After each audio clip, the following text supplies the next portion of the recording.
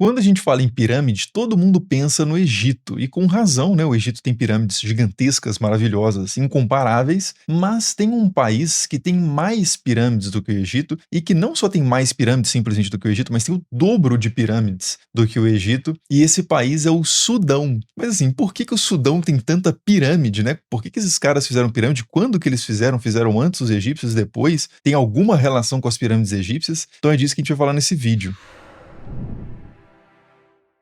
E para começar esse assunto, a gente precisa falar sobre a evolução das pirâmides ao longo da história, né? Porque as pirâmides não surgem do nada na paisagem egípcia. Desde pelo menos 3000 até um pouco antes de Cristo, a gente tem no Egito um tipo de estrutura chamado mastaba, que vem de uma palavra árabe para banco, né? Que parece realmente um banco, é uma forma retangular que era utilizada como um marco de sepultura, de túmulo. Indicava que tinha uma pessoa sepultada debaixo daquele banco, daquela estrutura que era feita de tijolos. Então você tinha essa estrutura superficial e embaixo dela, né, cavado no subterrâneo, você tinha a câmara mortuária propriamente, onde o corpo do falecido estava, muitas vezes um rei, né, uma figura poderosa, e junto dessa mastaba, você tinha também uma capela, que era um local para levar oferendas, para fazer certos ritos funerários associados a esse culto, né, dos mortos ali no Egito. E essas formas de mastabas, com o tempo, elas foram evoluindo, né, foram sendo adaptadas para a forma de pirâmides que a gente conhece hoje, porque a gente tem uma pirâmide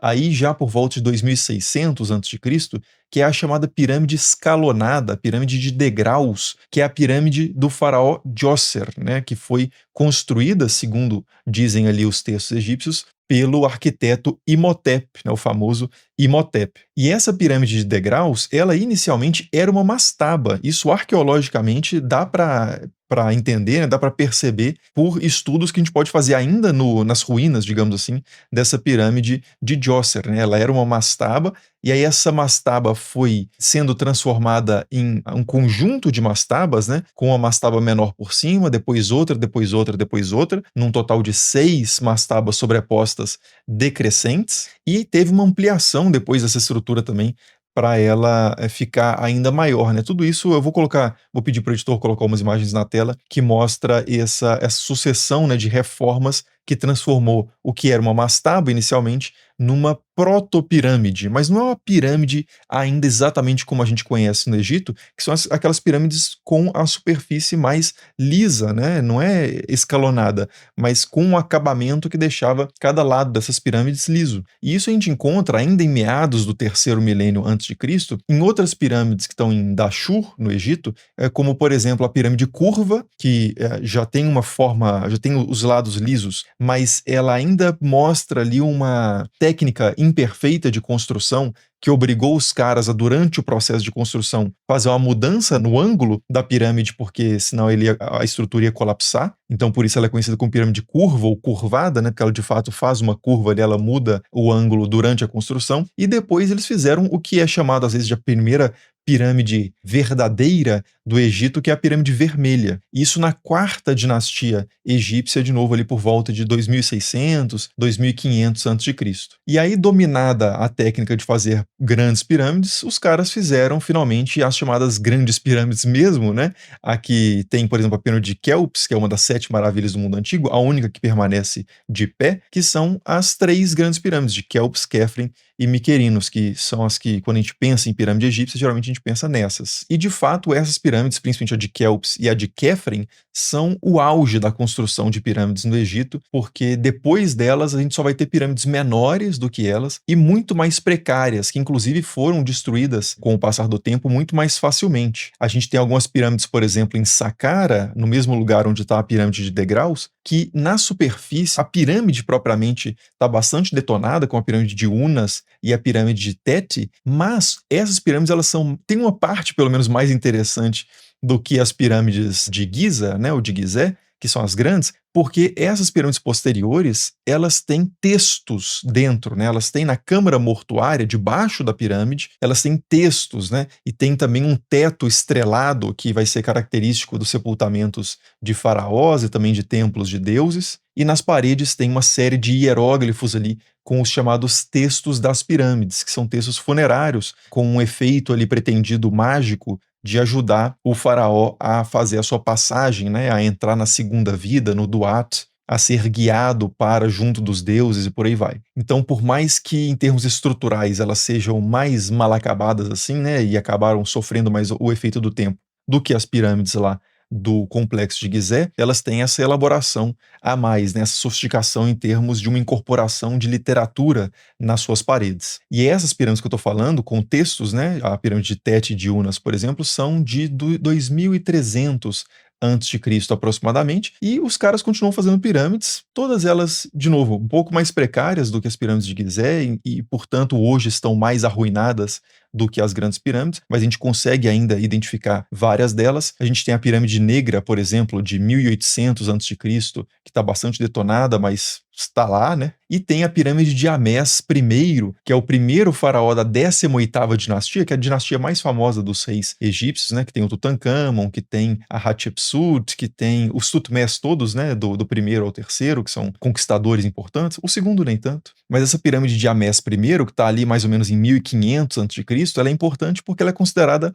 a última pirâmide real do Egito, né? A última pirâmide grande e feita para uma realeza na história do Egito. Então, como ela está por volta de 1500, a gente tem de 2600 a pirâmide de degraus até a pirâmide do Amés I, dando aí mais ou menos 1000 anos de construção de pirâmides e totalizando cerca de 120 a 140 pirâmides no total, que, portanto, daria mais ou menos aí uma pirâmide a cada 10 anos, se a gente distribuir uniformemente isso no tempo. Então a gente tem esse histórico de construção de pirâmides no Egito que torna, de fato, as pirâmides uma marca registrada, né, da cultura egípcia. Marca registrada figurativamente, né, porque se fosse literalmente, se os caras de fato tivessem registrado marca como acontece hoje, não daria para ninguém imitar depois, né, não daria para ter as pirâmides do Sudão, mas não é o caso, né? É claro que os egípcios não precisaram ir lá no INPI, por exemplo, como é no caso do Brasil, fazer o registro de marca das pirâmides como a gente precisa fazer hoje, né? Se você tem uma empresa e não registrou a marca da sua empresa de fato no INPI, não basta colocar o nome no CNPJ, né? Tem que fazer o processo certinho lá, porque senão, se alguém depois reivindicar a sua marca, entrar com o processo antes de registro de marca, você vai ter problemas, né? Você pode até ser multado por usar uma marca que você construiu ao longo de muito tempo, mas outra pessoa registrou antes. Então, se você, de novo, né, tem uma empresa e ainda não fez isso, o registro de marca, procure o pessoal da MoveOn, que está patrocinando esse vídeo, que lá com eles você consegue fazer de forma simples, digital, confiável, né? São mais de 10.000 marcas protegidas pela MoveOn. O atendimento é 100% online, rápido e simples. E eu vou deixar o link na descrição e no primeiro comentário fixado desse vídeo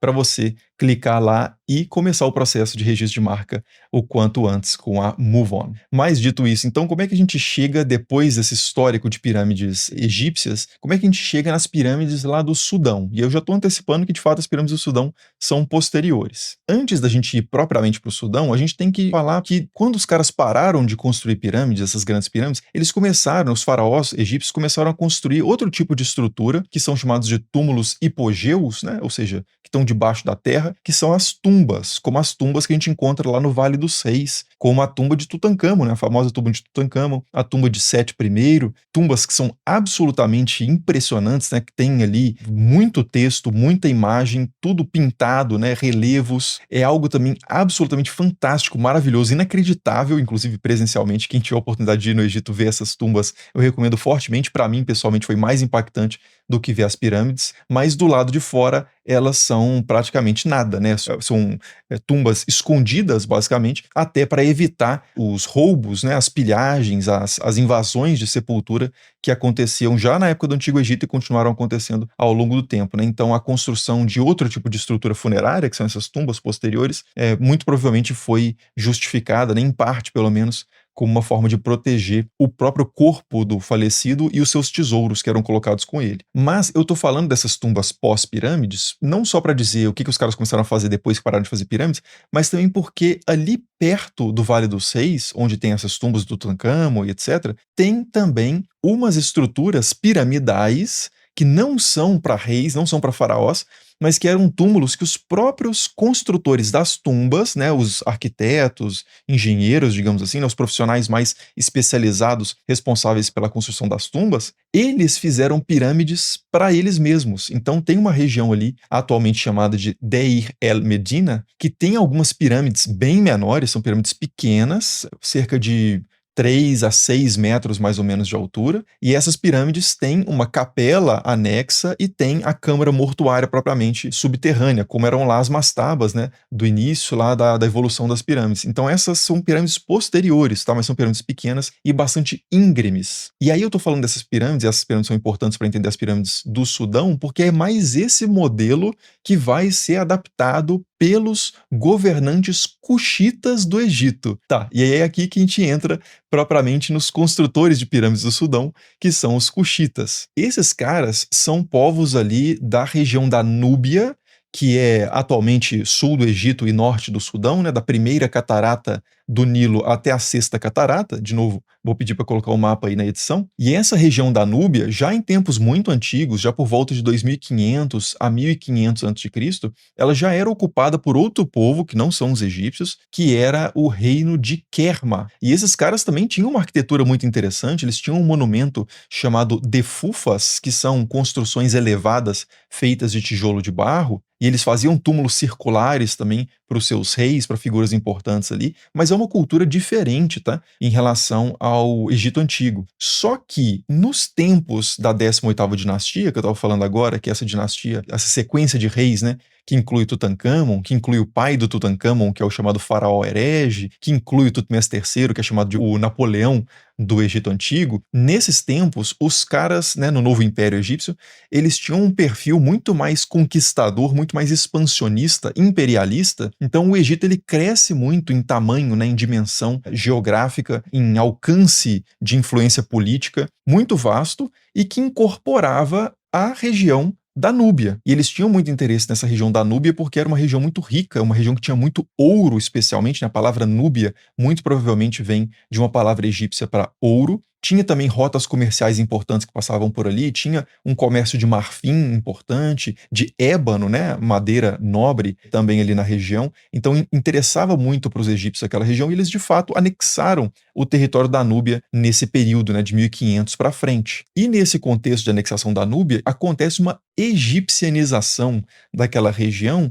em que a cultura egípcia de fato se enraiza, né, de fato penetra em todas as esferas da vida na Núbia, com a adoção dos hieróglifos, né, da escrita egípcia, da própria língua egípcia propriamente, da arte egípcia, da cultura egípcia e até dos ritos funerários da religião egípcia, né, o deus Amon, por exemplo, que era o deus principal ali do Egito, da cidade de Tebas, né, da capital na época, ele também é adotado como um deus principal da Núbia, e os ritos funerários, inclusive a cultura funerária mortuária, também é adotada. E aí, mais tarde, né, ainda não começaram as pirâmides núbias não, tá? Mas vocês já veem mais ou menos para onde que a coisa está indo. E aí, mais tarde, acontece que o Egito, depois por volta de 1200, 1100 antes de Cristo, eles começam a perder muito aquele poder que eles tinham, aquela hegemonia, né, aquela dominância que eles tinham na região, e o Egito vai retraindo até o ponto em que, no século VIII a.C., quando o Egito está fragilizado e a Núbia, o reino cuxita propriamente, né, que tem uma continuidade em relação àquele reino lá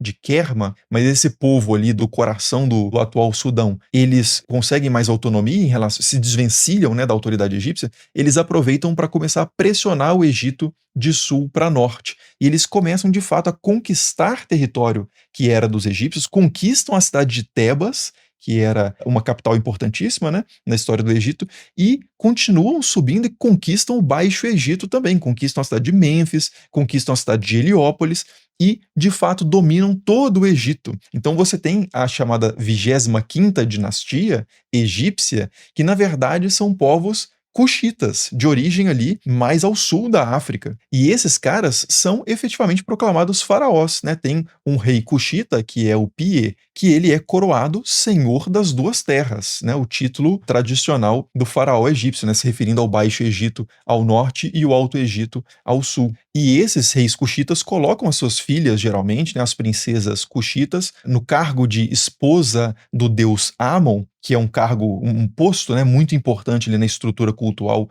central do reino egípcio, né, em Tebas, que dava controle sobre as terras, que eram muitas, né, dos sacerdotes ali de Amon. Então, enfim, os caras realmente utilizando exatamente o protocolo egípcio, a cultura egípcia, a língua egípcia, os costumes egípcios, a arte egípcia, eles dominam o Egito, restauram templos tradicionais em todo o território, constroem colunas, colocam seus nomes ali no templo de Karnak, por exemplo, que é um templo importante ali em Tebas. Então eles não rejeitam de forma alguma, pelo contrário, eles afirmam a cultura egípcia durante o seu domínio, ao ponto em que esse cara, o Pie, né, o rei Cuxita, que é declarado faraó, senhor das duas terras, ele pede para ser enterrado, que sejam feitos os ritos funerários dele, na forma mais tradicional egípcia possível, mandando construir para ele uma pirâmide. E como eu antecipei, essa pirâmide já tem características que não são exatamente aquelas pirâmides gigantescas, né, como a pirâmide de Gizé, mas estão mais próximas das pirâmides menores, mais íngremes, com a estrutura das capelas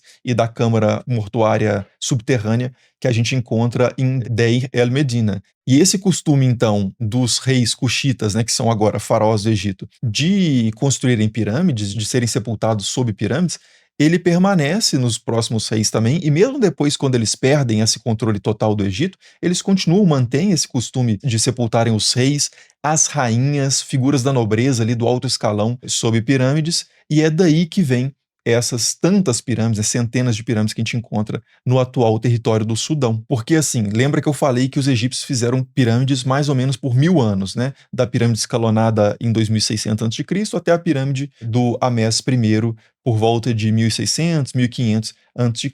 Os núbios também fazem pirâmides por 1000 anos. Eles continuam fazendo pirâmides, as pirâmides menores, até 350 depois de Cristo. Ao ponto que tem um detalhe interessante, que tem um magistrado romano que muito provavelmente foi numa expedição para a Núbia, porque tem contatos dos romanos com os núbios, né, nesse período, e ele pede para ser enterrado em Roma sob uma pirâmide. É uma pirâmide no estilo núbio. É uma pirâmide que está lá até hoje, a pirâmide de Céstio, que tem até um ponto de táxi, né, ali na frente, está bem incorporado à cidade, é uma coisa bem curiosa, mas tem uma pirâmide feita por romanos, né, mas a moda núbia, que por sua vez era a moda egípcia. Mas então, dado esse longo período dos cuxitas fazerem pirâmides e o fato deles terem feito as pirâmides menores, né, que dava para replicar mais, fazer em maior volume, para mais gente para além do faraó, explica por que no Sudão a gente tem hoje cerca, né, uma estimativa, não dá para fazer a contagem perfeita,